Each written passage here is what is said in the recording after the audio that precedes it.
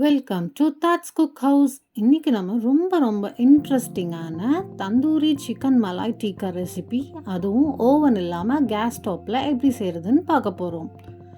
அதுக்காக நான் இங்கே 400 கிராம் அளவுக்கு போன்லெஸ் சிக்கன் எடுத்திருக்கேன். இது வந்து பிரெஸ்ட் பார்ட்டுங்க. நல்லா கழுவி சுத்தம் பண்ணி தண்ணி கொஞ்சம் கூட இல்லாமல் டிஷ்யூ மேலே இல்லைன்னா டவல் மேலே வச்சு நல்லா ட்ரைன் பண்ணி எடுத்துக்கலாம்.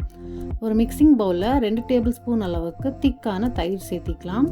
கூடவே 2 டேபிள் ஸ்பூன் ஃப்ரெஷ் க்ரீம், அரை lemon juice, 1 tablespoon cornflour, 1 tablespoon ginger garlic paste, அரை டீஸ்பூன் அளவுக்கு பச்சை மிளகாய் paste, 1/4 teaspoon white pepper powder, 1 teaspoon garam masala, 1 teaspoon kasuri methi. இது கூட கொஞ்சமாக ஜாதிக்காயை துருவி சேர்த்திக்கலாம். நல்லா கிரேட் பண்ணி சேர்த்தும் போது நல்ல ஒரு ஃப்ளேவர் இருக்குங்க. ஒரு 2 டேபிள் ஸ்பூன் அளவுக்கு ப்ராசஸ்டு சீஸ் கிரேட் பண்ணிக்கலாம். நான் இங்கே வந்து 1 கியூப் அளவுக்கான அமுல் சீஸ் தான் கிரேட் பண்ணியிருக்கேன்.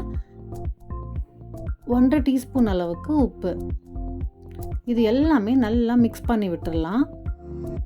இதுக்கப்புறமா நம்ம ட்ரைன் பண்ணி வச்சுருக்கோம் இல்லைங்களா, இந்த சிக்கன் இதை சேர்த்து நல்லா மிக்ஸ் பண்ணி மேரினேட் பண்ண வைக்கணும். ஒரு 3 மணி நேரம் ரூம் டெம்பரேச்சரில் அப்படியே ஊற விட்டுடலாங்க. அப்படி இல்லைன்னா ஓவர் நைட் ஃப்ரிட்ஜில் கூட நம்ம வந்து மேரினேஷனுக்காக வச்சிடலாம். இப்போது இதுக்கான ஒரு காம்பினேஷன் லச்சா பியாஸ் செய்ய போகிறோம். இதுக்காக பெரிய வெங்காயத்தை இந்த மாதிரி ரிங் டைப்பில் கட் பண்ணி இப்படியே உதிரியாக எடுத்து வச்சுருக்கேன். ஒரு பவுலில் நல்ல சில்லுன்னு ஐஸ் கோல்டு வாட்டர் எடுத்திருக்கேன். அதில் இந்த வெங்காயத்தை சேர்த்தி நல்லா அலசி நம்ம எடுத்துக்கும் போது இதுக்குரிய காரம் எல்லாமே போயிடும். நல்லா கிறிஸ்பியாக இருக்கும். வெங்காயம் ரெடியாக இருக்குது. இப்போ 2 பச்சை மிளகாயை விதை இல்லாமல் சின்னதாக நறுக்கி எடுத்து வச்சுருக்கேன். 2 டேபிள் ஸ்பூன் அளவுக்கு மல்லித்தலை, அரை கேரட்டை ஜுலின் கட் பண்ணி வச்சுருக்கேன் இந்த மாதிரி தின்னா, அரை கேப்சிகம்மை நல்லா இந்த மாதிரி தின்னா ஸ்லைஸ் பண்ணி பீஸ் பண்ணி எடுத்து வச்சுருக்கேன். இப்போ இது எல்லாமே ஒரு மிக்சிங் பவுலில் நம்ம சேர்த்திக்கலாம். இது கூட 3/4 டீஸ்பூன் அளவுக்கு காஷ்மீரி மிளகாய் தூள் சேர்த்திக்கலாங்க. நல்ல கலர்ஃபுல்லாக இருக்கும். இதை மிக்ஸ் பண்ணி விட்டுட்டு ஒரு 1/4 டீஸ்பூன் அளவுக்கு சாட் மசாலா சேர்த்திக்கலாம்.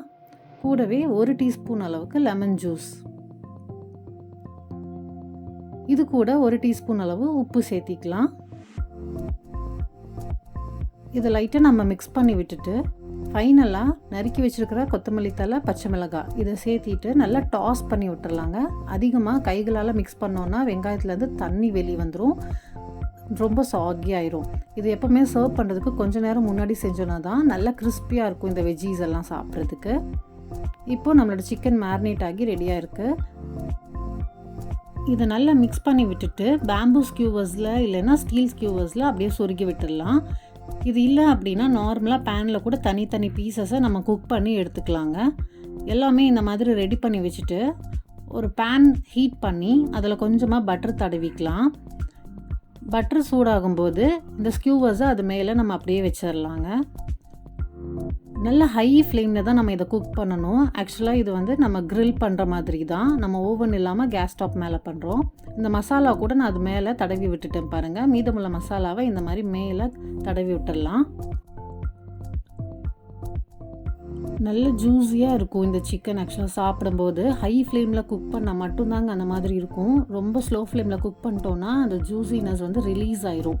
ஹை ஃப்ளேமில் குக் பண்ணும்போது அந்த ஜூஸ் வந்து உள்ளேயே லாக் ஆயிரும். 2 மினிட்ஸ்க்கு நல்லா குக் பண்ணியாச்சு. மூடி போட்டு குக் பண்ணியிருக்கேன். இப்போ நம்ம அப்படியே இதை திருப்பி விடலாம்.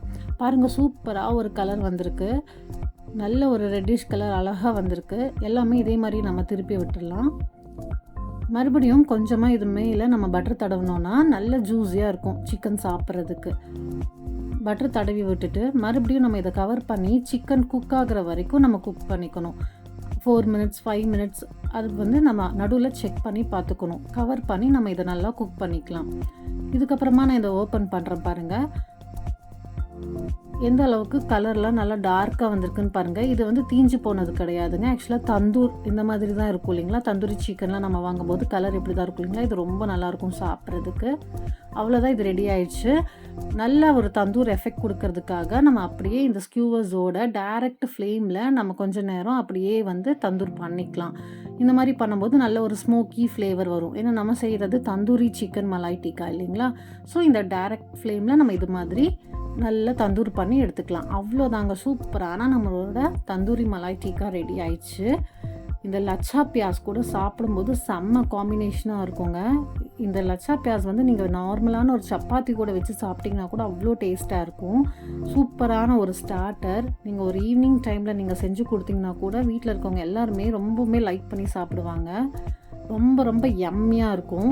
நீங்கள் சாப்பிடும்போது கண்டிப்பாக ஃபீல் பண்ணுவீங்க, நம்ம வீட்டில் தான் செஞ்சு சாப்பிட்டோமா இல்லை நம்ம ரெஸ்டாரண்ட்டில் இருந்து சாப்பிட்டுட்ருக்கோமான்னு. அந்த அளவுக்கு ஒரு சூப்பரான அவுட்புட் இருக்குங்க இது. நீங்கள் கண்டிப்பாக ஒரு தடவை ட்ரை பண்ணி பாருங்கள், பர்ஃபெக்டாக வரும். நல்ல ஜூஸியாக சாஃப்டாக இருக்கும். மேரினேஷன் டைம் வந்து நீங்கள் கரெக்டாக மெயின்டைன் பண்ணிக்கோங்க. ஃப்ரிட்ஜில் மேரினேட் பண்ணுற மாதிரி இருந்தால் ஹோல் நைட் மேரினேட் பண்ணிக்கோங்க.